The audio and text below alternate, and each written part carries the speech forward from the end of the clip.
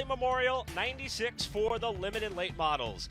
Good evening, everyone, and welcome to the Diamond of the Southeast. I'm Eric Brennan alongside Blake McCandless at a racetrack that is already starting to get jam-packed full with race fans on a weekend, Blake, that we look forward to each and every year. It's so great every time we get to come down to Florence Motor Speedway, all the amenities, everything that's done around this racetrack, but it's the on-track action here at this racetrack that draws each of us back to watch here on FloRacing, or many of these fans that have come out already on this Friday, on this early part of this South Carolina 400 weekend. But here's tonight's lineup. We got a lot of great racing up here. We have Bandaleros and Legend cars that'll be taking place for 20 and 30 laps, and of course the Super Trucks. And if you can remember last year, the Super Trucks were probably the marquee event of the weekend. They had some spectacular 3 and 4 wide racing all throughout the night. And then of course we cap things off tonight with 96 laps in the limited late models, of which we'll see many competitors who are taking place today likely take place or race tomorrow in the South Carolina 400 as well, or they'll attempt to make the South Carolina 400 field, I should say. Of course, that is the headlining event that we've got coming up here tomorrow, but you mentioned that limited late model feature. A lot of storylines there, including the limited late model debut for that of young Keelan Harvick, who was fun to watch in practice,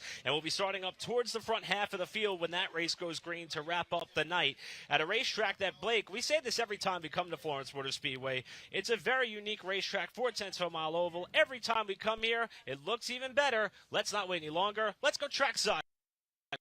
Please rise and remove your hats as our track chaplain, Mike Cox, delivers tonight's invocation.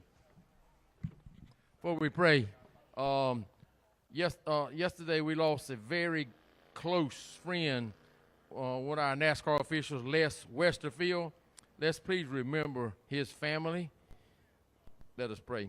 Heavenly Father, we thank you, Lord, for this another day you have made, Lord. We thank you for your many blessings. Lord, we thank you for answering prayers the first of the month. Lord, you answered a lot of people's prayers, and we thank you for that. Lord, I pray that you would watch over our military. I pray that you would watch over our emergency workers, our policemen. And, Lord, I pray that you would watch over our all our elected officials. And, Lord, everything we do, we'll give you the praise for it all. And, Lord, I pray that you would watch over each driver here tonight and crew member. I pray that you would give us and them the wisdom on the right things to say and do tonight. And everything we do, Lord, we will give you the praise, honor, and glory for it all.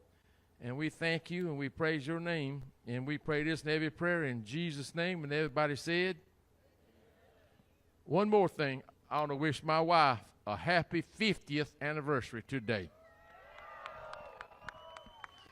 And if you would, please remain standing as Skylar Whitfield honors America. Oh, say, can you see by the dawn's early light what so proudly we hailed at the twilight's last gleaming, whose broad stripes and bright stars through the perilous fight o'er the ramparts we watched were so gallantly streaming.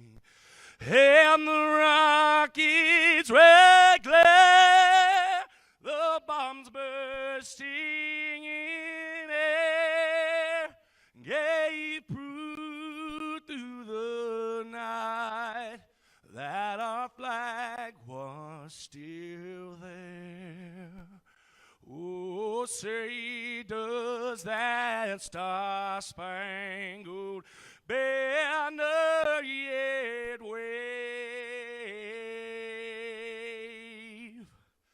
o'er the land of the free and the home of the brave?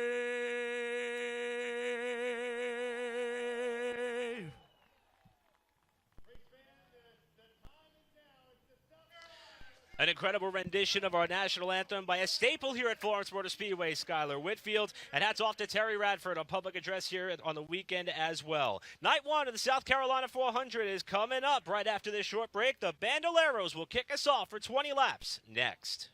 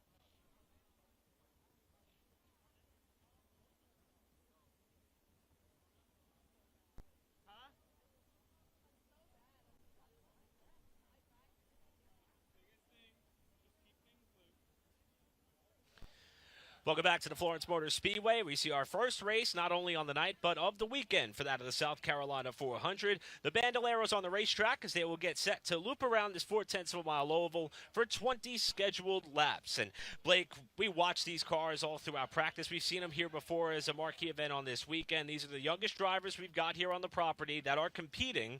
But with that in mind, whipping around this racetrack, it could be a little bit edgy in these cars. Yeah, we saw that all throughout practice. A couple of drivers slipping and sliding around out there. It's a low-grip racetrack, and that's something we've seen time and time again, whether it was the Charlie Powell Memorial that we saw 1 year ago or even in the Icebreaker. These guys, they have their hands full every time that they wheel these Bandaleros around this racetrack. And, again, I think as a young race car driver, somebody that's looking to get those reps, to get used to being able to drive a race car around these many facilities, there's not many tracks that will better prepare you for what you're likely to go on doing, whether you jump up to the Legend cars like we'll see a little bit later on, than having this experience at this racetrack, which is large but also not a ton of grip.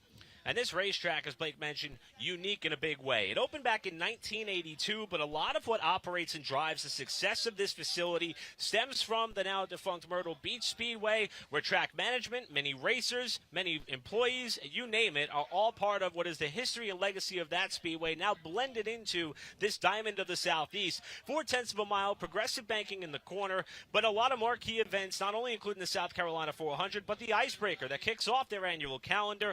And Blake, one of the most unique characteristics of this racetrack that hosts the NASCAR Advanced Auto Parts Weekly Series, no outside wall for most of the facility. Yeah, that's what two things that drivers absolutely love about Florence Motor Speedway is two things that you saw right there on that graphic. Progressive banking, allowing these drivers to be able to run all over this racetrack, run low, run in the middle, run on the top side. We even saw a couple drivers testing that out throughout the early practice sessions, but you make a good point there that a lot of these drivers love the fact that aside from the outside retaining wall that is on the front straightaways, you can see these cars rolling along here. That's the only outside wall that encompasses and keeps these cars on the racetrack. Otherwise, you kind of just innocently go off, but it saves these race car drivers a lot of race car, a lot of money, bent bodies.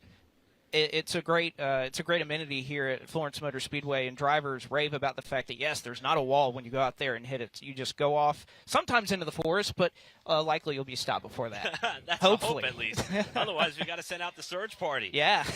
You see the field beginning to roll off on their parade and pace laps for the Bandaleros. Again, 20 laps the scheduled distance for these cars and drivers. They held qualifying earlier on in the day. It was a multi-lap session for all competitors, and Corbin Cannon ended up laying down the quick time in the qualifying session and will lead the field down for the start. And as Blake was alluding to, many of the names in which you see here tonight in these cars, as we take a look at our starting lineup here for the 32nd annual South Carolina 400 Night 1 action. Corbin Cannon on the pole, and one of the most electric and entertaining interviews you will find in Bandalero Racing, Killer Cam Truitt, will start in second spot. You see Casey Black in that number 8 rolling off the inside of row number 2. It'll be Mason Williams on the opposite side of row number 2 in the 4th position. Brody Zacharias of the Zacharias family here at Florence Motor Speedway will start 5th in number 79. Josh Penn Jr. will go from 6th. And Ben Buzz, the number 33, will go from 7th to make up this 20-lap feature.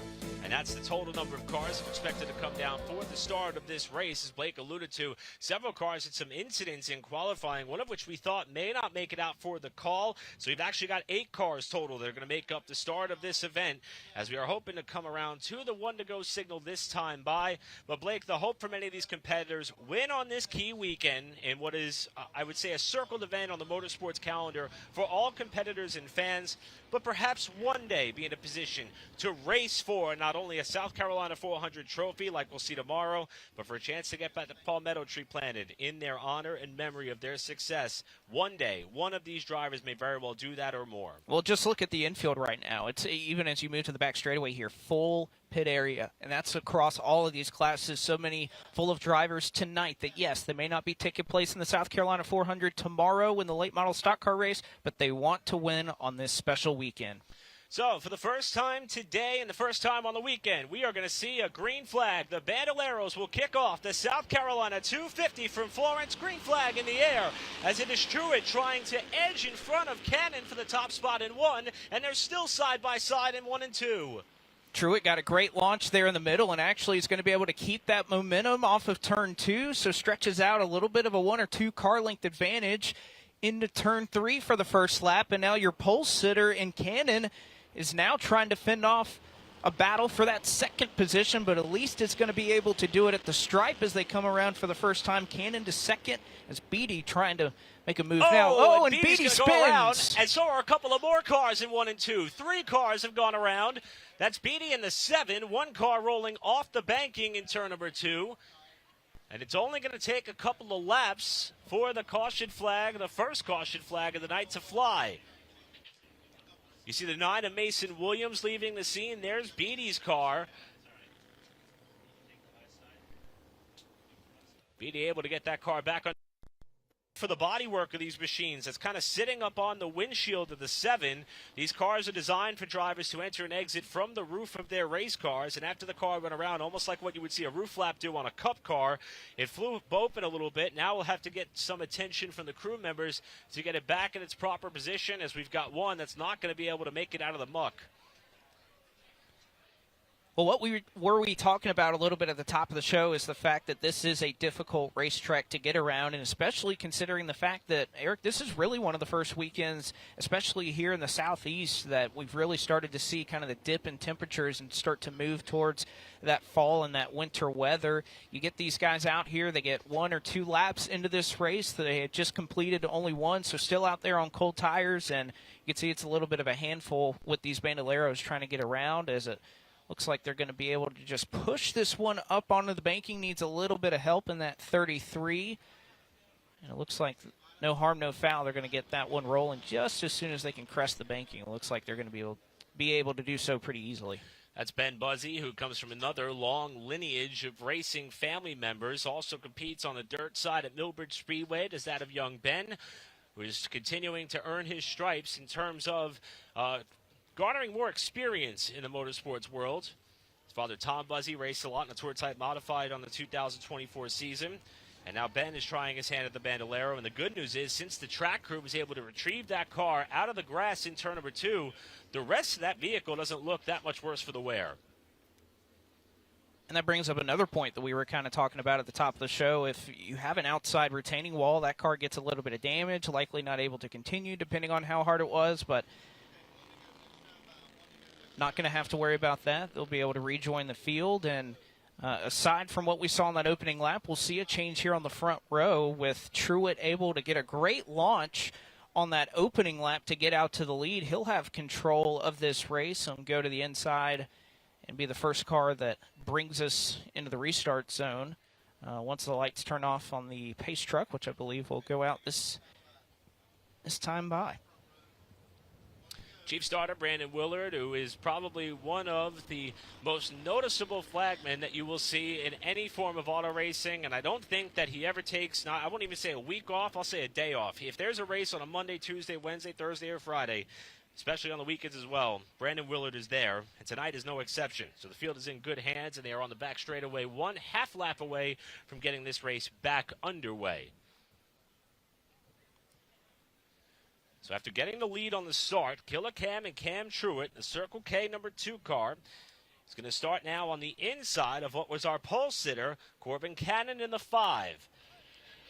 See the start zone lit up on each side of the wall, courtesy of the Florence Speedway track with some visible red lights, and we're back underway with Truitt now on the bottom, being able to propel himself to the race lead before they get to the middle of the corner.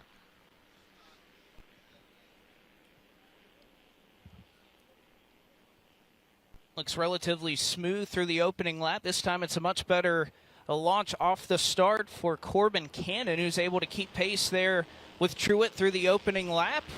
Able to keep up about a car length separating those two as they'll easily drive away from Casey Black there in the number 8. You can see another quick move there from the driver that just went around on the opening circuit as Beatty already has passed a couple of cars after restarting at the tail end on that restart. It's made up about 2 or 3 positions, and we'll have the number 7 sight set on some of these leaders up here who are driving away at the moment.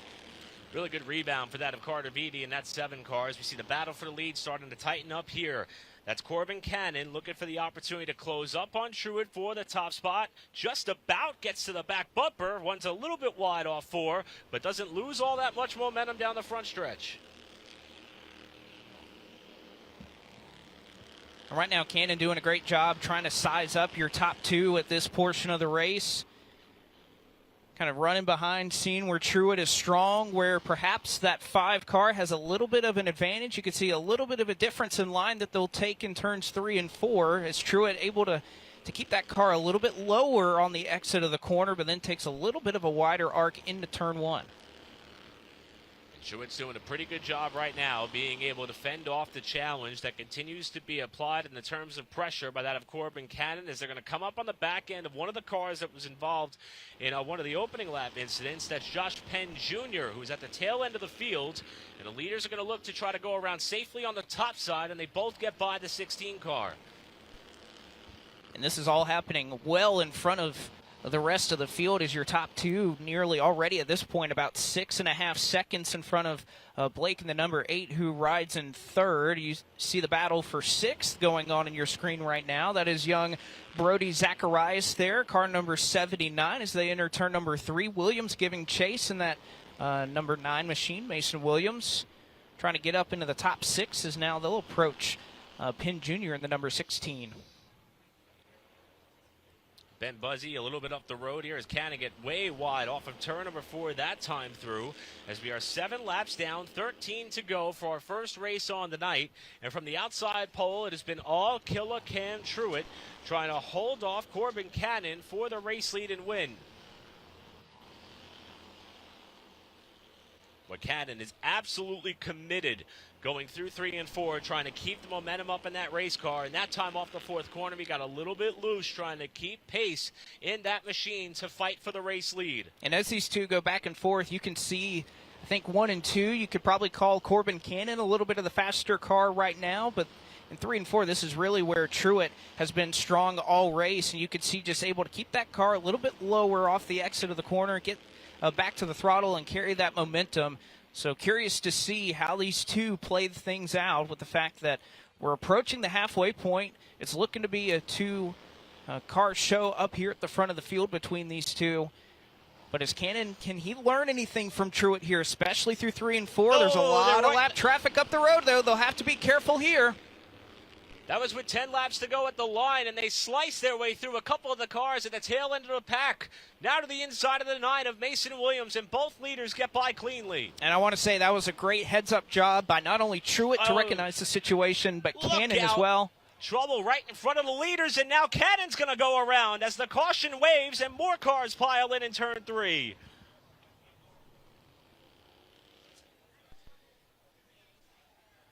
Right as the leaders were in the midst of the lap traffic, one car got sideways. That was Ben Buzzy in the 33. Josh Penn Jr. also spun. But as they were going around the crash, Corbin Cannon got tangled up as well and spun out of 2nd spot. And that will put officials in a position to determine whether or not the yellow flag was already displayed for the incident in the corner to see where, in fact, that 5 car may restart. And again, a lot of this happening in reaction to that car that's spinning around there. We've seen this a couple of times where somebody gets a little bit out of shape and you use any bit of brake to try and slow that car down. It just spins it right around. You lose all momentum. You kind of lock up a little bit, and these things just spin around very quickly.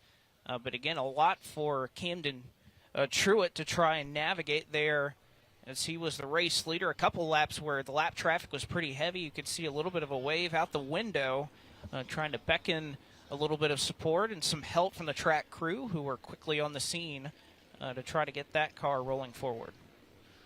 The only car that has not been able to leave the scene of the crash, and at the time of the yellow, due to this track, unlike what you would see on Sundays, only one scoring loop at the Florence Motor Speedway. So because of that, when the yellow flag flies, they go back to the previously completed lap for all competitors, which will put us 1 lap shy of the halfway distance with 11 laps to go.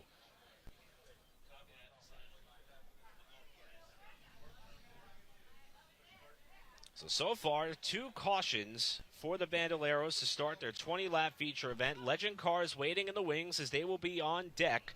Then it will be 75 laps for the Super Trucks. And then the night will come to a close with the premier event on the night, the Sammy Scarpelli Memorial 96 for the limited late models. 30 cars timed in qualifying for this race. That will be 96 laps long later on tonight.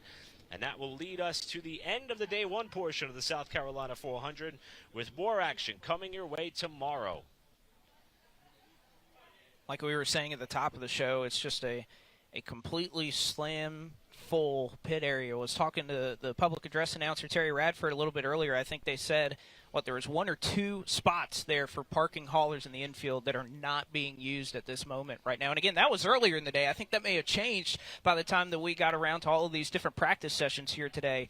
But that is across all divisions. So much going on. And, of course, how about the iconic Budweiser number 8 that will be back in action starting with tomorrow's qualifying coverage at 4:15. Of course, you can tune right back in here to FloRacing to catch all the action.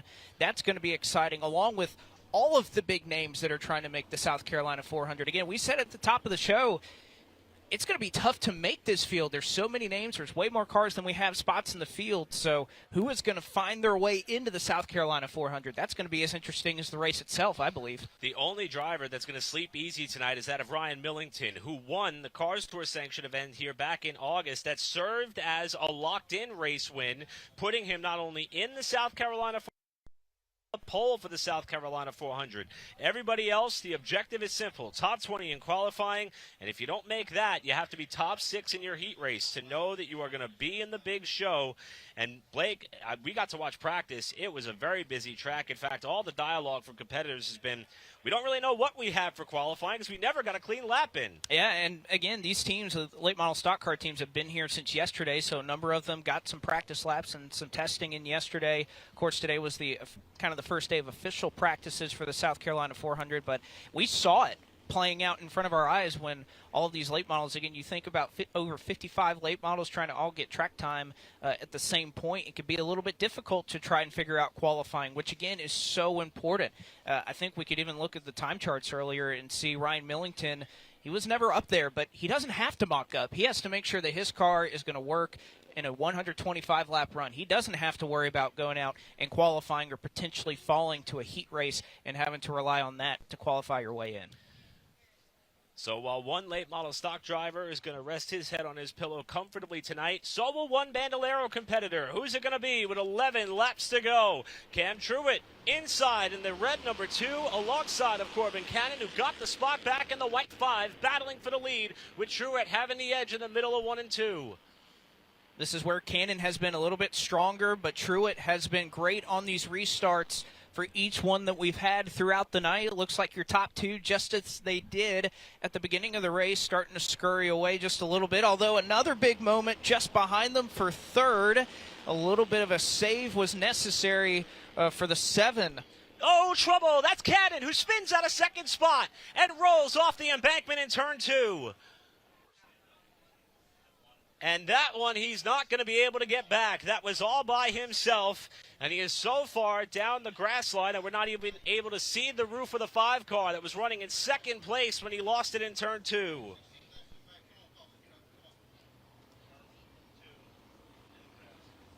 And the timing of the caution is going to revert us back to unofficially 11 laps to go, as one of the top 2 cars in this race has spun out of second spot and just about out of the ballpark. And nearly identical to the first spin that we saw early in this race, just out of turn 2, getting a little bit free on these cold tires. Again, it was a little bit of a, I don't want to say a cleanup, but enough that these drivers had some time to slow down.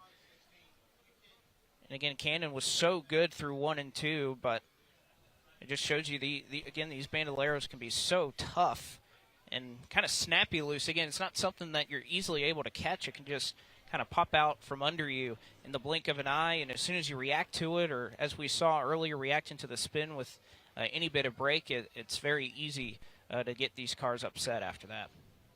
Corbin Cannon finished 4th in Bandalero points at the Florence Motor Speedway, running full-time. Wasn't able to get to victory lane in 2024, but had 5 top 5s and 9 top 10 efforts in his 11 races. Jeffrey Beck ended up winning the Bandalero title here at the Speedway. Cannon appeared to have a piece that could contend for the win. And being that we still got half of this race still to go, depending on how much damage, or should we say how much sod could be lodged underneath the side of that race car, maybe he'll get a chance to get it dusted off and give it another go.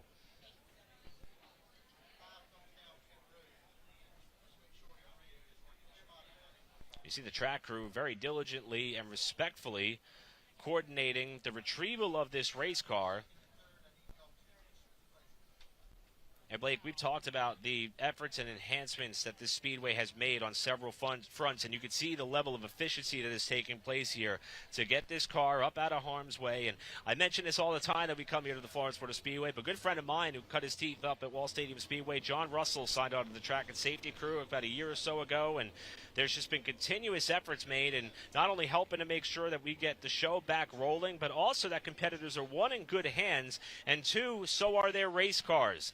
Unfortunately, we see in our line of work several venues in which we may get the car off the racetrack, but it may not be in the most clean and respectful manner. We've seen wrecking crews do more damage to cars than the wrecks themselves sometimes. You will not have that problem here at Florence Motor Speedway. No, and especially with these Bandalero drivers, a lot of communication going on, because again, we can have a decent amount of spins here, but there's not necessarily going to be a lot of damage. So these drivers and these crews have to communicate a lot in the midst of these type of situations, and luckily getting them rolling in the right direction here is, like you mentioned, not quite at the halfway point just yet, but quickly getting these cars lined up and going to try and turn them loose here once again. Lights are still on the Bell & Bell GMC Pace truck here at Florence Motor Speedway.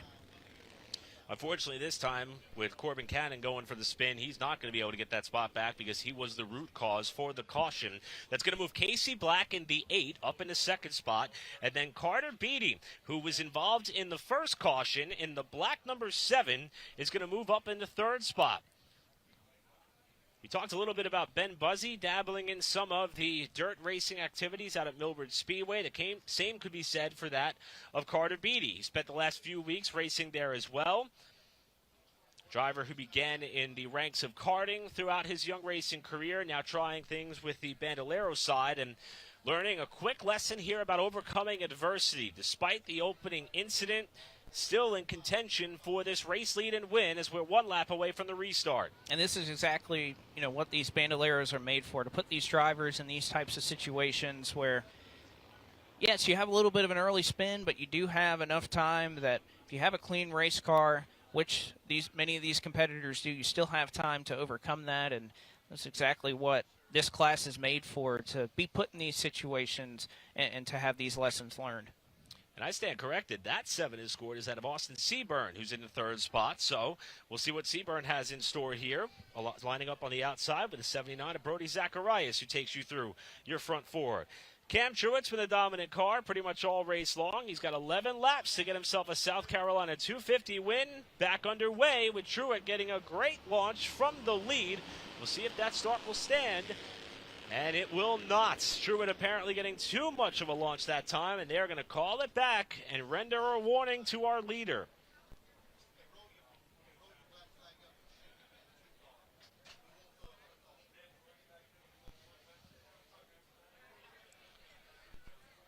How badly does Cam Truett want this race to go by? Bad enough that he left the field way early on that restart attempt. Well, again, you can see that white line painted on the racetrack. That's essentially the start of the restart zone, or the first opportunity that Truett has to try and go.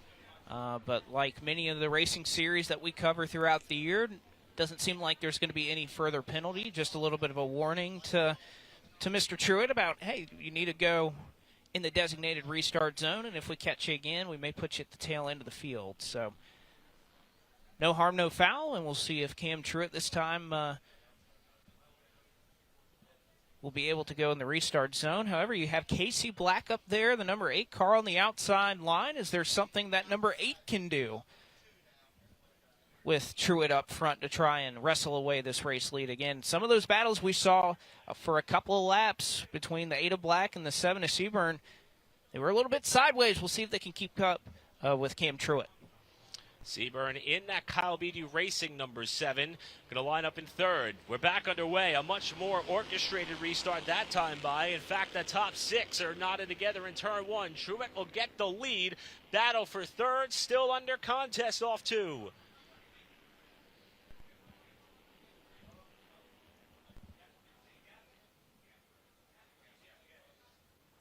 Oh, look out. That's Seaburn going around, and oh, everybody gets by with a late spin there by Brody Zacharias to avoid spearing the 7 car.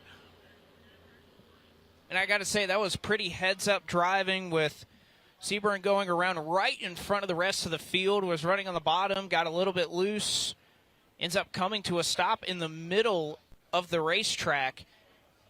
And yet all competitors, some of them going for a loop themselves, went high, went low, but luckily no hard contact made. Probably one of the more difficult positions to be in on the track where that could happen, but luckily everybody drives around, and believe we'll rack them up and try it once again here 9 laps in. I mentioned Seaburn. As we'll take a look at the FloRacing replay. In 2nd spot by himself. 2nd time tonight we've seen the runner-up loop it without help. And look at Zacharias. That was a heads-up move right there. Cut it left, allowed the car to spin. And he sustained 0 damage by the result of that heads-up driving to not make it more significant contact between he and the stationary car. And how about Ben Buzzy? Kind of went the opposite direction, went a little bit high, got close to that outside retaining wall, got up in a little bit of the marbles that have been laid down here throughout the day and throughout the practice sessions, and did a great job kind of having to adjust his racing line and still keep going in the forward direction. I believe I heard a call earlier from race officials. We'll see if this plays out, but I believe I heard a single file call out here, and I think that will indeed be the case to try to get this race rolling. So single file restarts for the remainder of this Bandalero feature looks to be the call here from race officials. Camden Truett, the race leader, now going to have nobody up to his right side. He had a good year here at Florence. 2-time winner on the his 3rd, and if the name may ring a bell or sound familiar, you've seen this driver go to victory lane, not just at Florence Motor Speedway, but he took home a win at Summer Shootout earlier in 2024 in the summer months, and he gave an interview that was loved by all. Can't imagine how excited he will be if he could win this race on this weekend. He's 11 laps away from making it a reality. Back underway with Cam Truett, the leader. Truett able to get away. They're almost hitting each other right now for the 2nd position going down into turns 1 and 2. Here comes a move up on the top side. Cannon trying to rebound from the back of the field. Gets 3rd. He may have 2nd as they go down into turn 3. And for what may seem like the 5th time tonight, it's going to be cross flags for Cam Truett. This time, everybody's going to complete the lap, so it'll count. 10 to go on Truett, and Corbin Cannon is flying. He's gotten himself back up to where he was running when he lost the race car right there about 2 laps ago. Cannon to 2nd. Can he close up the near 1+ second advantage that Truett's been able to build? Again, when you look between these two cars, who's been faster throughout this race, it's actually Cannon who has the fastest lap. As there's a spin in turn 4, it is Zacharias who is sitting in the middle of the racetrack, and the caution's going to be displayed. The other car involved might be the 7. Yes, indeed it is. Ironically, the two cars that spun in just about the same spot for our last caution, albeit in reciprocating order. It was Zacharias who was the first to go around, and Austin Seaburn, the Ontario, Canada native, ended up following suit for his second go-around of this race.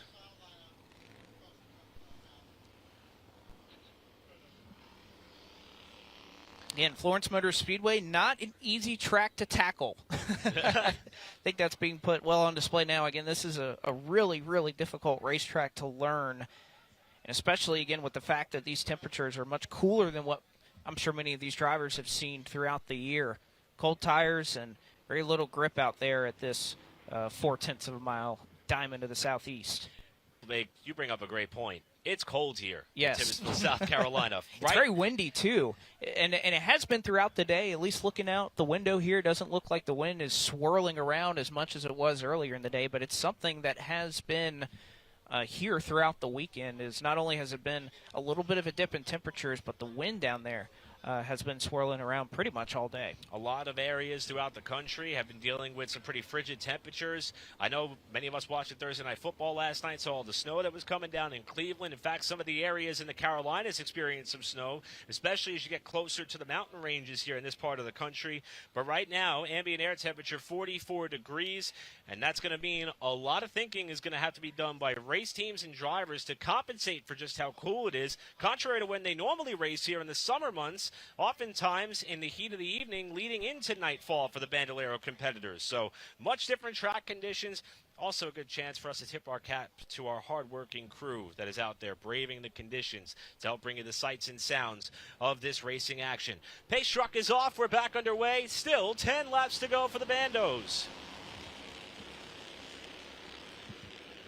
And this time Cannon got a great jump, as did the rest of the field on Truett right now, who leads him off of turn number 2. Pretty orderly, single file down the back straightaway as they'll come around this time to 9 laps to go of this 20-lap feature. Cannon gets a little wide off the corner, but Truett leads him back to the stripe.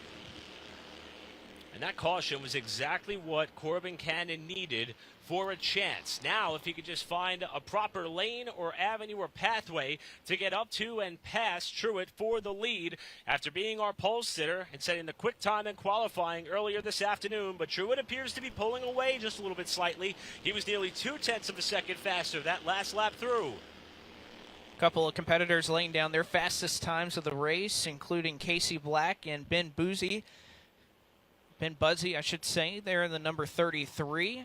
See that battle going on for 4th, and Seaburn gets his car righted as he's running in the 5th position. But right now it is Corbin Cannon, who had pulled the fastest lap, and in fact still has pulled the fastest lap of this race, although Truett getting down pretty close to that. 21.579 is Truett's best effort here at Florence Motor Speedway tonight so far. Best battle on the racetrack, sizing up for 4th. You see it right there on your picture with Seaburn trying to look for a way around. Now the outside as they come off of turn number 4. And that is Ben Buzzi in the 33, Austin Seaburn in the 7, both holding down top 5 spots for the moment as they work their way around. The outside of what I believe is the 16, just barely getting through there, is that of Josh Penn Jr., who's a few laps down. It's getting good for 4th. It's also getting a little bit better in the battle for the race lead. Cannon, each of the last 2 circuits, has been a little bit faster in chasing down your race leader.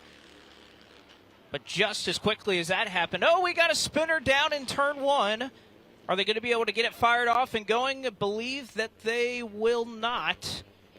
And that may draw the yellow once again, although we're still green for the moment.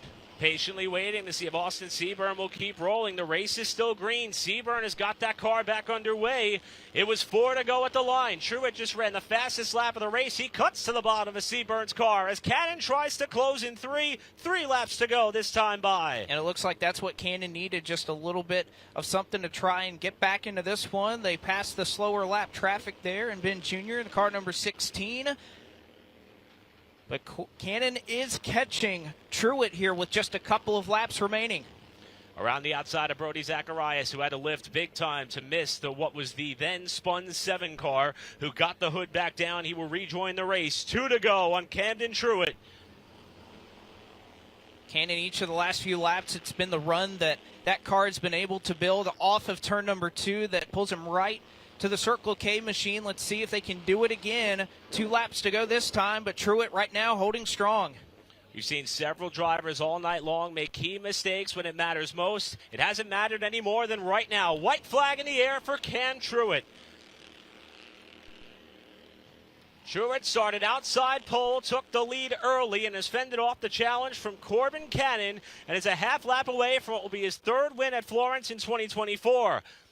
And Killer Cam is going to slay the Diamond of the Southeast on South Carolina 400 weekend. Camden Truitt kicks off the weekend with a Bandalero win.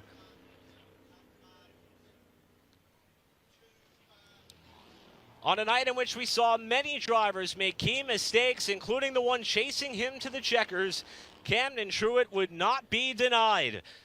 And you could already tell by the way in which he is celebrating on the backstretch, this may end up being one of the biggest wins of his young racing career. Just a great race there by Truitt, despite having all of those late race restarts, kept focused, got good restarts there at the end of this race. And you could see just how pumped he is. And I can imagine, again, we know that Truitt loves to give a great interview. Can only imagine that may hold steady here tonight as he pulls into Citrus Safe Cleaners victory lane here on South Carolina 400 weekend. A great effort from Corbin Cannon as well. I think rebounding, getting up to 2nd, had a car that could contend with Cam Truitt, but Truitt was not going to be denied. As Blake mentioned, this is going to be a fun one, as Killer Cam is getting set to climb out of the car in front of this crowd. One of the most unique and interesting and electric personalities working his way up through the sport, now racking up some trophies. His 3rd of 2024 here at Florence. But on a night in which the grandstands are just about packed on the Friday portion of our program, Killer Cam is going to be climbing from the car a winner here on South Carolina 400 weekend.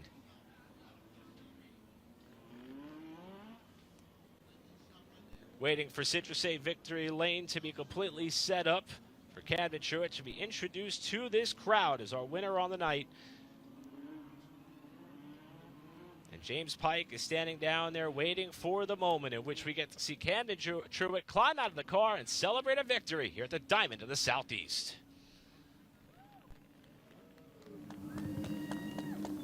Killer Cam Truitt gets the job done and ends up in Citrus Safe victory lane this evening. Cam, yes, you ended up in victory lane, but you had a really, really tough battle with Corbin Cannon. How did you manage to keep him behind you over the course of those 20 laps?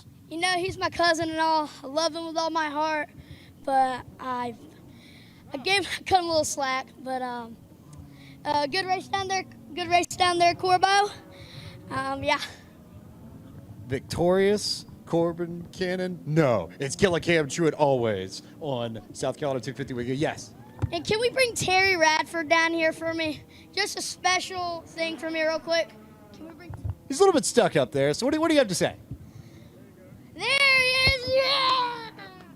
You can see the kind of relationship that they have here at Florence Motor Speedway between all the track staff and the drivers. Killer Cam Truitt, winner of the Bandalero feature tonight at the South Carolina 250. He ends up in Citrus Safe victory lane.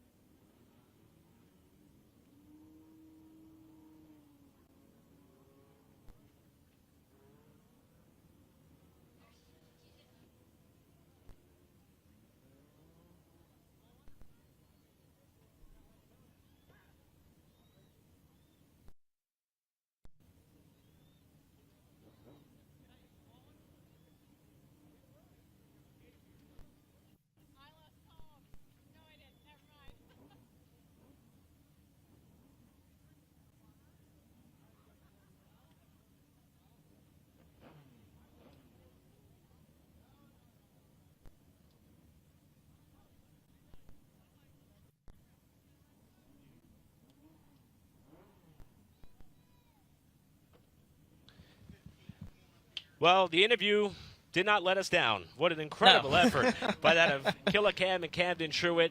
And as we can see, he is taking in every opportunity of absorbing that victory and win here at the Speedway. And Blake, I have to say, on a night in which we saw several drivers make mistakes on their own, proving how hard it is to drive one of these race cars at this racetrack, Killer Cam did not put a wheel off all night. No, he didn't. And again, there was a lot of opportunity for that to happen with all of those late race restarts and everything going on. It puts a driver, especially these young drivers that, again, are trying to learn in a position to try and figure things out.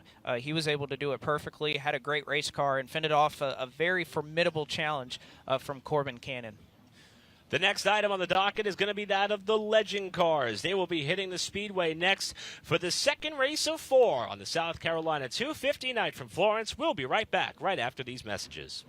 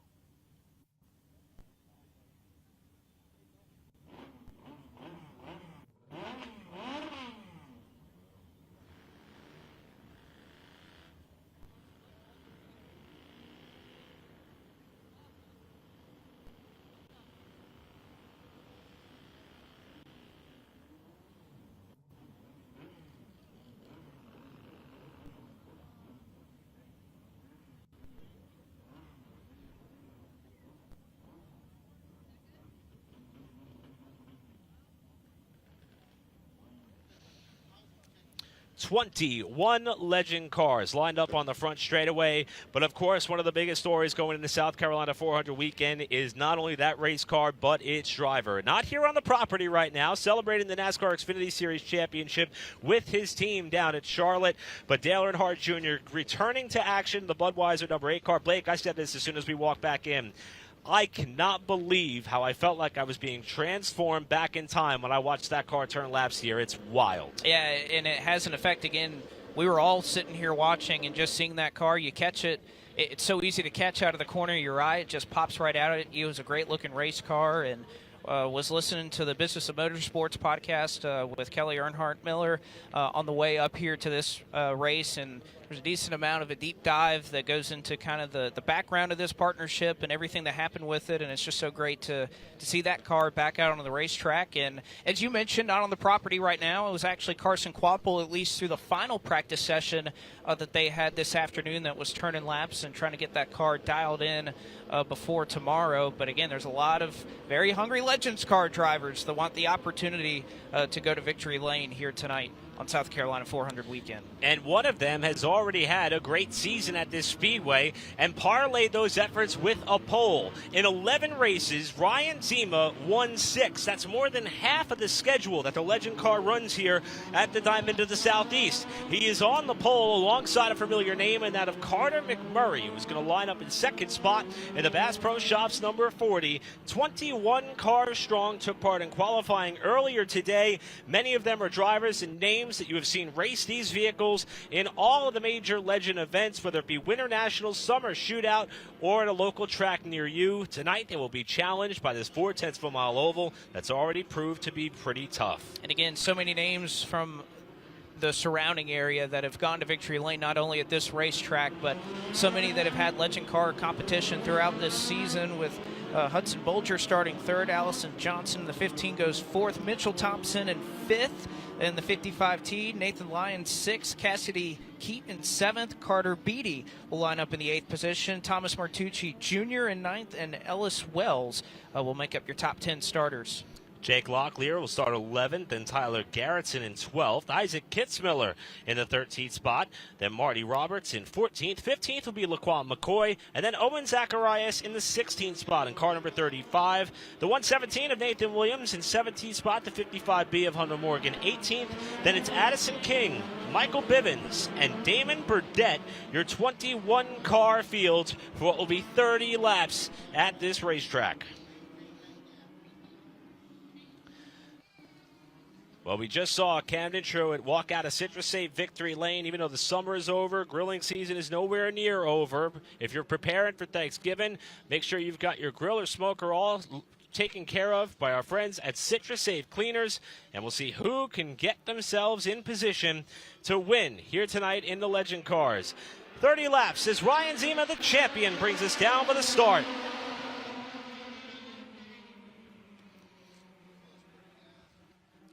And Zima is going to get the jump from the pole.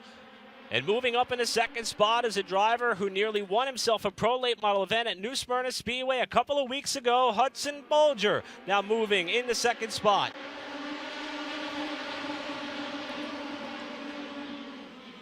Bulger in the second while the fight continues behind them. Everybody making it through the opening lap cleanly, and Zima is the leader.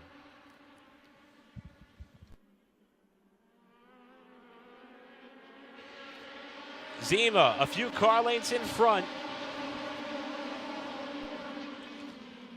as they continue to work their way off of turn number 2 and down the backstretch. So single file up through your top 4.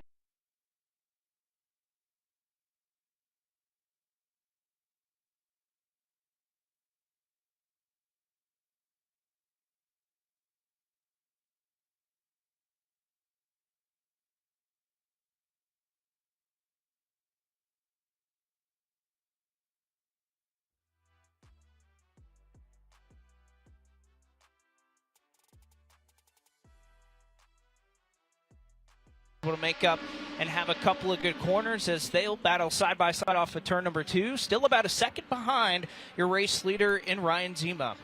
Carter McMurray has fallen back into the 4th spot. He's trying to get himself back up into 3rd position if at all possible. That's the 55 he's trying to get around, in that of Mitchell Thompson, who holds on to that 4th position. Now McMurray's going to get alongside off turn 2. Thompson pulling the edge on the outside in that blue 55, while McMurray tries to get back to a podium spot in 3, and he will make the pass. And McMurray's going to be able to drive it in deep and will hold on. A great move there on the entry rather of turn number 3, but he'll get a little bit of a shot, perhaps a little bit of contact made for that 3rd position as they went down into turn 1. Thompson fighting back hard, and he has a number of cars that are going to try and bring that back with that battle behind him. It's McMurray, it's Thompson, and now Thompson has his hands full at the 97 as he looks down to the bottom. That's Isaac Kitzmiller, who's made a huge march through the field early on in this one to get towards the top 5. Kitzmiller did not have the best of qualifying efforts in the slightest, and as you said, Blake, he is rocketing his way further forward. Now up into the top 5 and looking for more. Here's Kitzmiller to the inside of the 55. Oh! Gets a little bit of a shot as they go down into turn number 1, as the driver he's brought along with him is Nathan Lyons right there in that 6th position. And as you can see it right there, the 97 Kitzmiller doing an incredible job, able to pick off a couple of more spots and try to set his sights on that 40 of McMurray, who's run a little bit up the road. But right now, a great battle going on all throughout the top 4. Contrary to what we saw in the Bandalero race, this race up to the first 1/3 point has been clean and green, with the champion Ryan Zima out in front. The battling in the bottom portion of the top 5, though, has been electric. Here's McMurray ahead of Kitzmiller, 3rd and 4th, with Thompson chasing, and the first car running just outside of that top 5 as things stand is that number 21 machine. It seems like after things kind of got shuffled around, it's somewhat settled out here towards the front of the field. 11 laps into this 30-lap Legend Car feature. Zima has led them all. You could see the advantage that he has started to build up over the second-place runner, that number 17 of Hudson Bulger, who spent a majority of the early portion of his season running the Z-Max Cars Tour Pro Late Models, and kind of venturing his way towards the end of the season to run some of these races with the Legend cars. But again, Zima, who has been so dominant up to this point in the season, figuring things out in a big way right now. Doesn't matter if it's cold, what temperature there is, nothing. He is just driving away right now and just putting it to this field at the moment. Zima's 2024 at this racetrack, as we mentioned, so much success. Looking for another win on the season as we watch some of the battling taking place here a little bit further towards the bottom portion of the top 10. As Blake said, field's starting to get a little bit spread out here as this battle continues off 4. There was one car that was a little bit off the pace, lost a couple of positions there through the corner, and still kind of faltering here off of turn number 2. You can see it's that red number 15 that's starting to drift back a little bit. Allison Johnson right there, who's lost a couple of positions. That was just at the outskirts of the top 10 or so, but looks to have collected it for now. Thought maybe it was a tire going down. It looked to be something like that, but looks to be rolling in the right direction, just in front of Thomas Martucci Jr. Meanwhile, we've eclipsed the halfway point of this race. Now 14 laps to go on that of Ryan Zima. As this battle continues here for several positions. Looks like Johnson was able to stop the bleeding and land in the 10th spot, while just in front of them, you've got Tyler Garrettson and Jake Locklear battling for position. That's Locklear in the 4, Garrettson in the 99, and they're coming up on the back of a car that just fell a lap down. Oh, man, and having his hands full is that number 99 of Tyler Garrettson. You can see wiggling a little bit off the corner. Again, these guys starting to get a little bit sideways as we get into this portion of the run, and even talking with a couple of these late model drivers, 20, 30 laps in, that's when those cars started to get a little bit out of shape, or a little bit of a handful if drivers were able to make a run that long. And you can see the exact same thing happening here in these Legends cars. Garrettson, though, able to get by on the bottom and was just able to swing his way down and build up that momentum off of turn number 2 to pull away for 8th. The problem for Garrettson is he's got a long way to go to try to catch that 7 of Cassidy Gaitis. We got a caution. Trouble turns 1 and 2. We had one car that is pretty much beached up on the top side of the corner. That's the number 55 of Hunter Morgan, who was running 17th at the time and has given us our first yellow for the Legend cars and erasing a massive lead in excess of 3 seconds that Ryan Zima had at the time.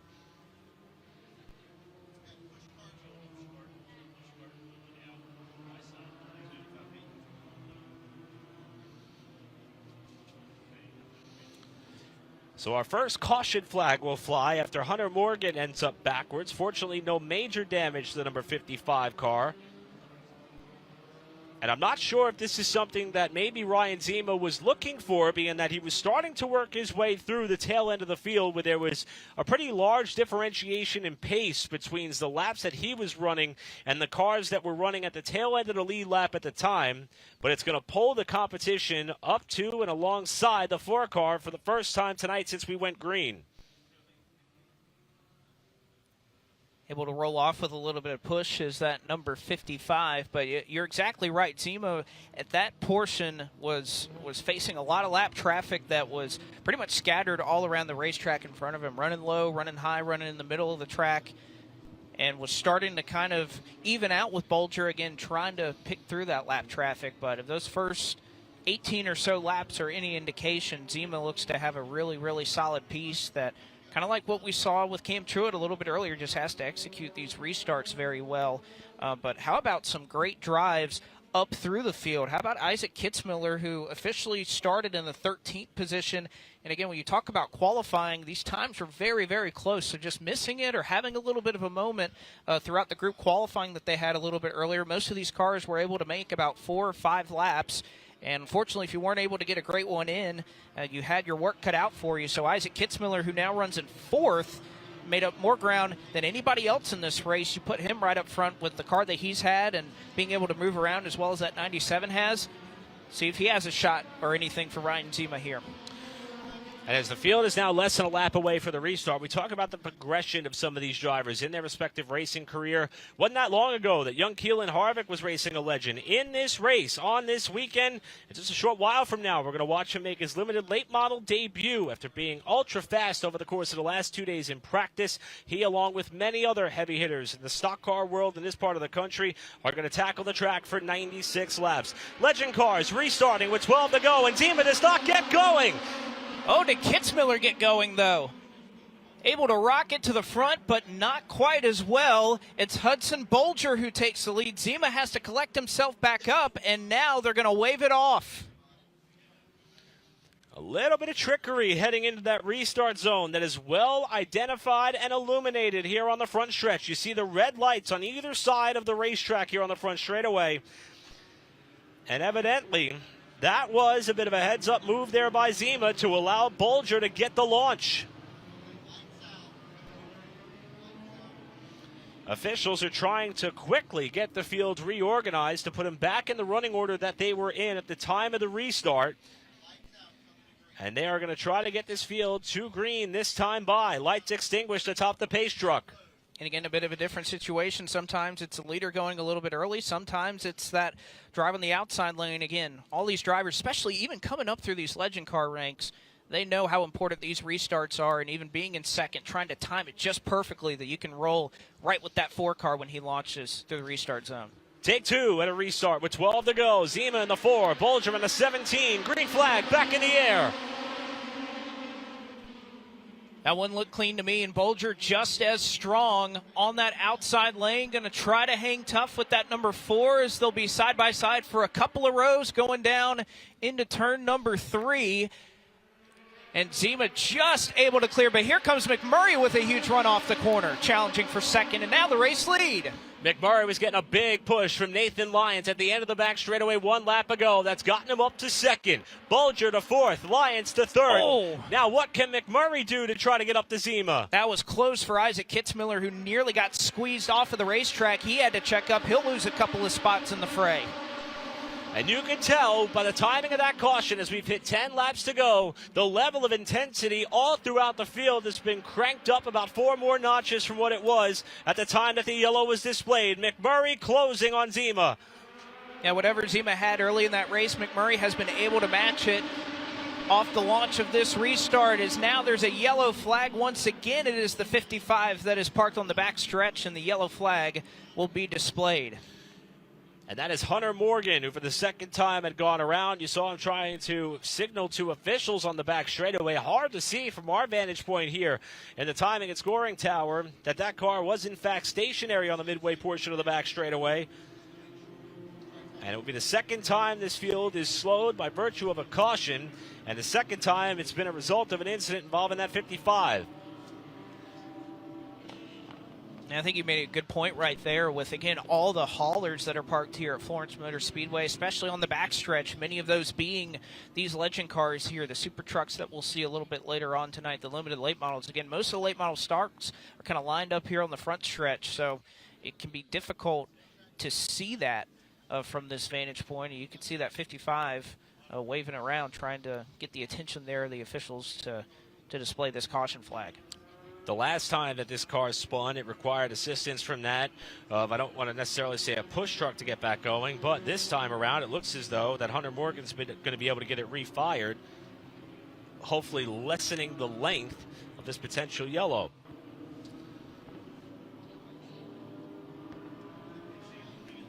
Well, at one point, it seemed like the 4 car was going to run and hide from the rest of this field. But after the first yellow wave with about 12 to go, and now that we've completed 2 laps since then, Carter McMurray has arrived on the scene in a very big way. I got to say the same. Look at that white number 21 that runs in the 3rd position. That is Nathan Lyons, who got a tremendous restart. Again, started up towards the front of the field, had fallen back a little bit, but took well advantage of some of those restarts that we had, able to put himself up here in the 3rd position on the inside row.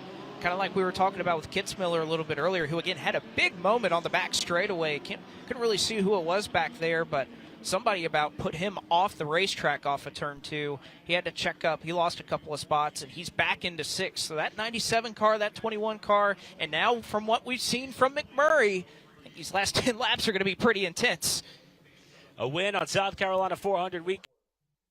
Zima in the 4 on the bottom, McMurray in the 40 up top. It'll be 10 to go when they come to the line, 2/3 of the way home for the Legend cars, and McMurray is right with Zima as they hit the line. McMurray, though, holding strong off the corner. If he could just keep that momentum up, as there's one spinner in the middle of 1 and 2. And in fact, it'll be 2 cars that are involved back there. The yellow flag will be displayed. And one of them is that of the 35 of Zacharias, who was involved. That's Owen Zacharias, who just popped the door on the left side of his race car and trying to get a positive ID on the other 2 cars that remain stationary there in the middle of the corner as one leaves the scene.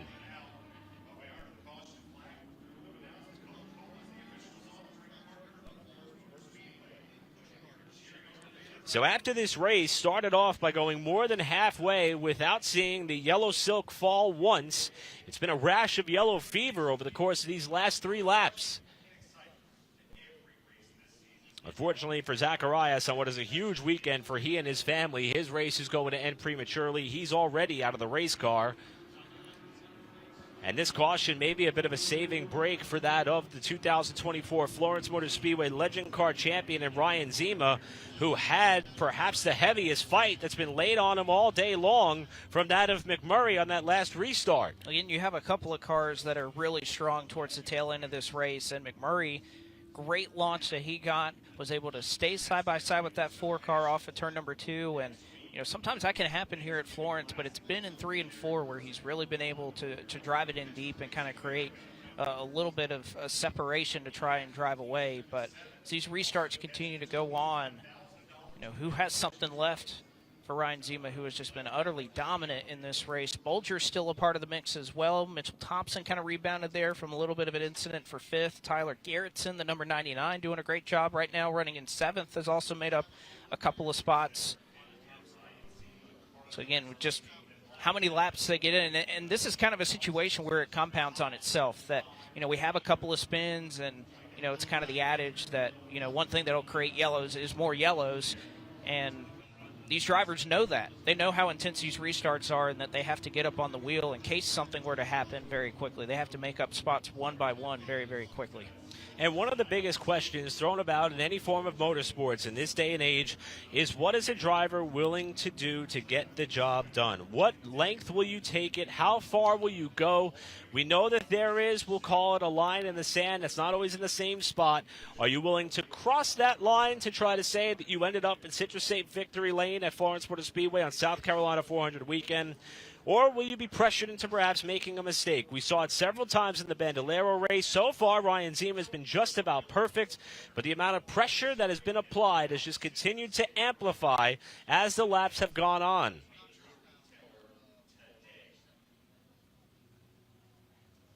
Unfortunately, the cleanup efforts in turn 1 and 2 are going to take a little bit longer, being that we had a couple of cars that weren't able to drive their way back to the safety of the pit lane.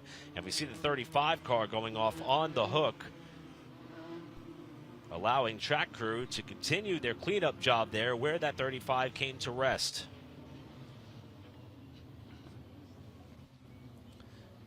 The other car that was involved at the time was able to drive off from the wreck. And that was the, I believe, the 7 of Cassidy Keat that went around.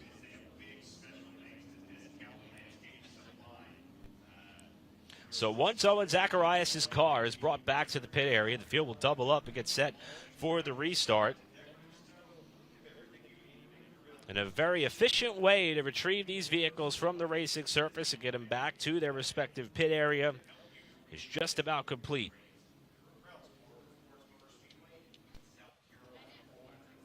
Can't help but think how cold it must be on that tractor right now. I'm cold just looking at him. Doesn't look to be too bothered out there, and focusing on the task at hand. So you get a really good look there at the Zacharias number 35 being towed away here. But as they run right now, Zima McMurray would be your top 2. Believe it'll still be a double file restart this time by, as it'll still be 10 laps remaining in this Legend car feature. Lyons, Bolger, Thompson, your top 5. Kitzmiller, Garrettson, Cassidy, Keaton, the 7K, having a great run. Locklear and Johnson, at least the last time by, being scored as your top 10.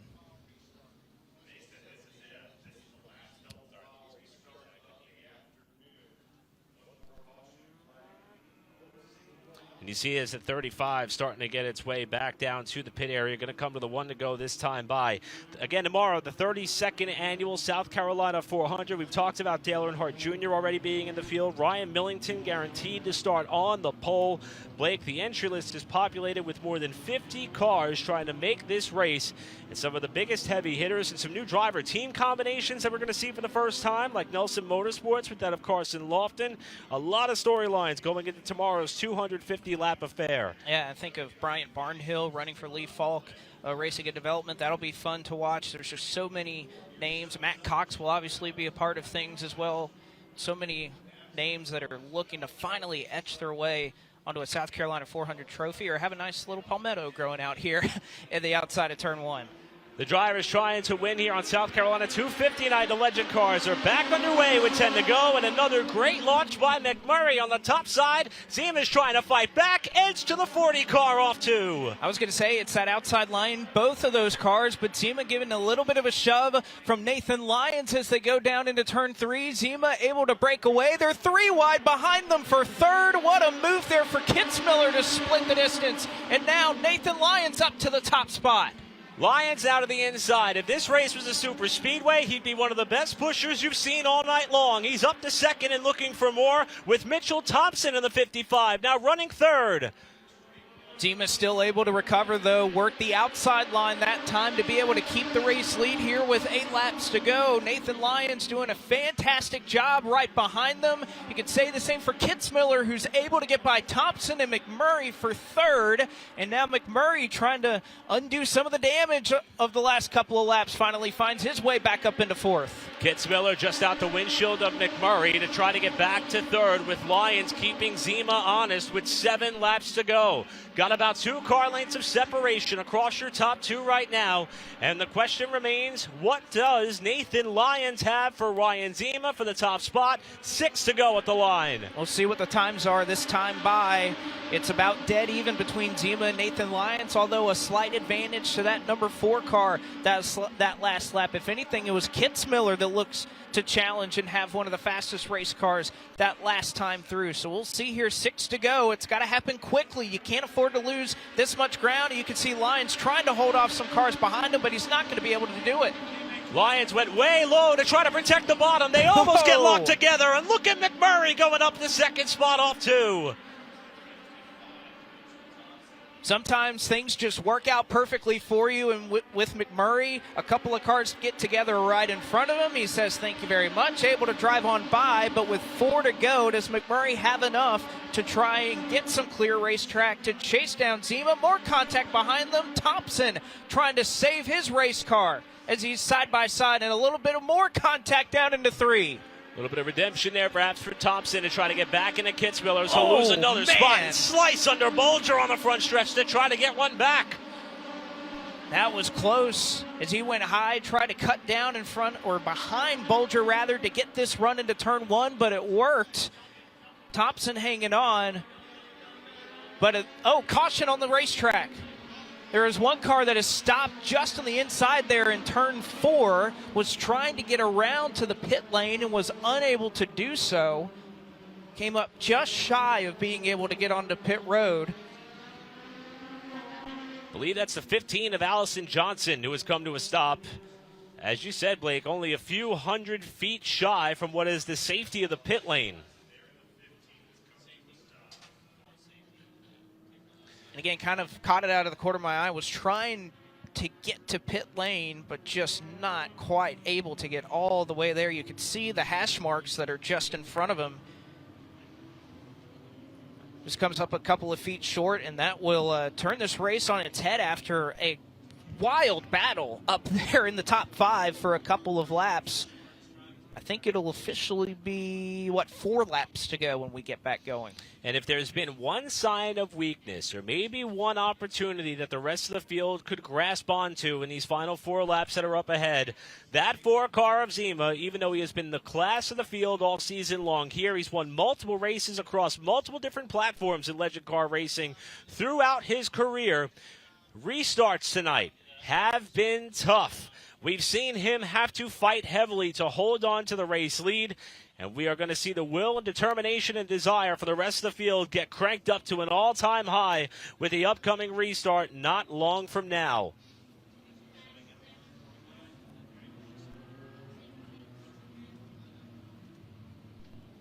No, we've been talking a lot about cars that have really kind of flexed their muscles in the second half of this race, but even Zima there got a really good challenge from McMurray on the restart, was still able to recover a lap later. But McMurray and a couple of cars here, at least late in this race, that outside line, they've been able to get a really good launch going down into turns 1 and 2, keep it side by side, and even Nathan Lyons, a couple of big moves that 21 car was able to make, fell back a little bit, got back up to third. So there's just a lot of young race car drivers up here that over the course of this race that I've just been really impressed with. Because, yes, you have to be aggressive to get up here to have a chance to win these races, but some of the moves they've been making, it's, you'd forget that a lot of these drivers are still in the infancy of their careers with some of the moves that they make. It's incredible. You look at the career trajectory of our top 3 drivers. Ryan Zima, as we mentioned, track champion here at the Florence Motor Speedway, but he's also proven his versatility in these cars. 2022 and 2023 Legends Dirt National Champion, and finished runner-up in Summer Shootout points last year as well. The car behind him right now, the 40 of Carter McMurray. That is, of course, the son of 2010 Daytona 500 winner Jamie McMurray. He started his career in go-karts, worked his way up through racing primarily on sprint and road racing circuits, before moving into these type of race cars for oval competition. He too has gotten the hang of this thing rather quickly and is in contention for a victory, and the same can be said for that of Nathan Lyons, the driver who was born in Texas, moved up to the form of racing this type of car after moving to Charlotte, North Carolina when he turned 12 years old. He has also been one of the fastest cars here all night long and is within reach of what will be the front row on this restart with 4 laps to try to find a way to the top step of the podium. You could see them being instructed to double up this time. We've mentioned it all throughout the night. The fact that these stands are full, it's going to continue to fill up as we work into tomorrow. How much do these drivers, as much as they go around and they run at a lot of different racetracks, and many of them have had those levels of success, as you mentioned, what specifically about this night it would be so special for them to end up in Citrus Safe Cleaners victory lane? Although this time it looks like lights are going to go back on and have another chance to do it before we get back going green. You have an idea of how many fans have come out here again on what is pretty much a preliminary night for that of the South Carolina 400, and we mentioned it is a frigid one here. Everyone bundled up quite nicely. You can see from our vantage point up here in the broadcast booth, we've got the best seat in the house as we are a lap away from getting back underway. And for the first time tonight for the Legend cars, we're going to see a variable in this restart. They are being instructed to stay single file for the run to the checkers that may be 4 laps from now.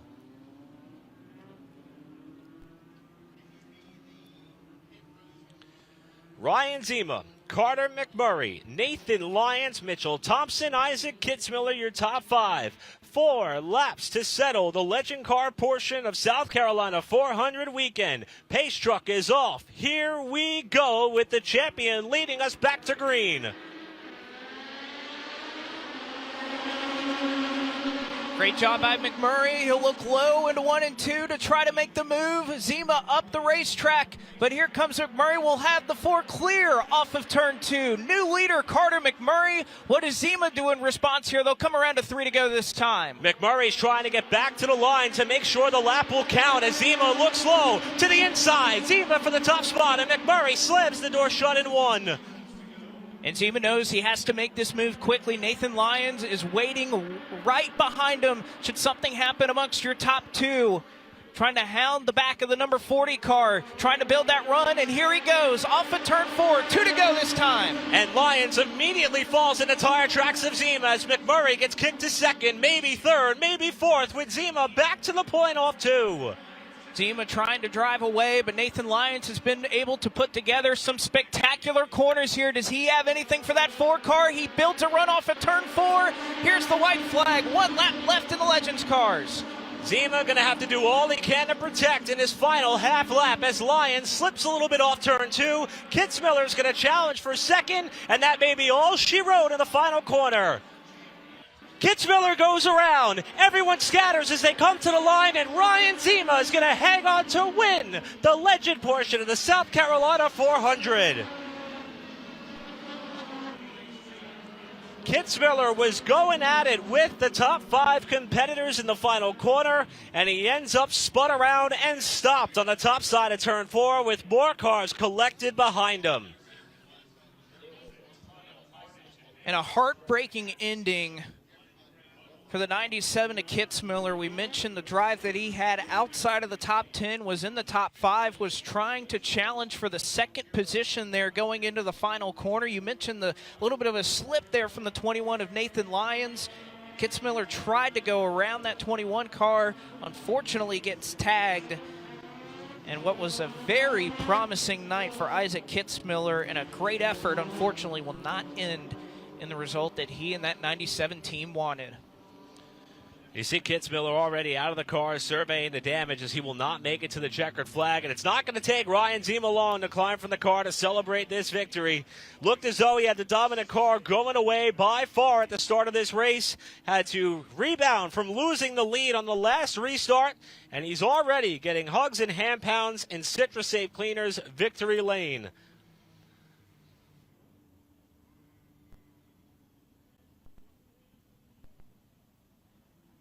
Ryan Zima had to fight off this field once, twice, and then some to end up in Citrus Safe victory lane as all sorts of fans and crew members come in to congratulate him and celebrate a very hard-fought earned victory as Ryan Zima's got the flag. Ryan, the first half of this race you dominated. The second half of this race was a little bit scary. When Carter got around you, how nervous were you about trying to get the lead back? Yeah, I was definitely a little nervous, but I knew Kyle gave me the best car I could possible, and if I just stayed calm and stayed behind him and got a run on him, I did out of 4, and I made the pass cleanly as I could. And yeah, I mean, I can't thank Kyle enough for giving me a fast car. My mom and dad and Papa always here. My sister and Huntersville Ford especially. Without them, I couldn't be doing this right now. Race City Pool Service, White House Gardens, Rock Hill, Ace Hardware, Belmont's Garage, everyone that helps out. I couldn't imagine doing this without them. And yeah, it's a way to end the year off at Florence. Thank for all them for putting on a good show. So yeah, carry on this momentum into the 25K at Southern National. Ryan Zima in Citrus Safe victory lane yet again here at Florence. As we'll make our way from Zima and we'll turn our attention to the driver that ended up in second place in this Legends feature, Nathan Lyons. Fabulous battle between Nathan, Carter McMurray, and company here. Nathan, you had quite the fight there for second, third, fourth. From behind the wheel, what was that like trying to fight your way to the podium? Yeah, that was definitely one of the craziest races I've ever been in. I don't know, about probably lap 20 when I was sitting 5th, way back from the leaders. I didn't think I had a chance, but that caution came out, and told myself I'd push it as hard as I could since it's the final race of the season for us, you know. So I just can't thank Max Siegel, AK Performance, Rev Racing, all of them enough. I mean, man, that was such a great run for the final race of the season. Rev Racing, Max Siegel have a long history of producing plenty of people that have found success in NASCAR National Series. Nathan Lyons could be another one of those. Carter McMurray had another crazy fight. Carter, you thought you had your lead, then you lost the lead. How tough was it just to maintain momentum in a situation like that? Yeah, first of all, I can't thank Jesus Christ enough for giving me everything He has and blessing me with everything. But yeah, I knew Ryan was super quick. He's pretty quick at Florence most of the time. I knew that if I could hang with him, I might have a shot at it. And I knew that when we got to that restart, that single file restart, I knew that was going to be my chance, and I took it, and I did it. I just, you know, needed to drag the brakes so he couldn't move me. So there's a couple of things that I think I can go back and study and, like, maybe do better next time. And Eric and Blake, that's the great thing about legend car racing is that you learn racecraft and you learn little tricks like Carter was just talking about that maybe didn't pan out for him tonight, but who knows? Maybe he takes a lesson from this evening and it ends up getting him in victory lane a little bit later on down the line. There's your top three and your podium from the legend car feature here at the South Carolina 250. Thanks, Pike. What a race. What a thriller. Ryan Zima gets himself another win at Florence. Now turning his attention to the big money race up for grabs at Southern National Motorsports Park. In fact, saw Michael Diaz here on the property. Not only getting ready for that event, but the Thanksgiving Classic as well with the late model stock cars. Zima, Florence, check. Southern National Motorsports Park. We'll see. That'll do it for the legend cars. We've got 75 laps for the super trucks. As Blake said, one of the most entertaining races from last year. We'll see what happens when the trucks hit the track right after this.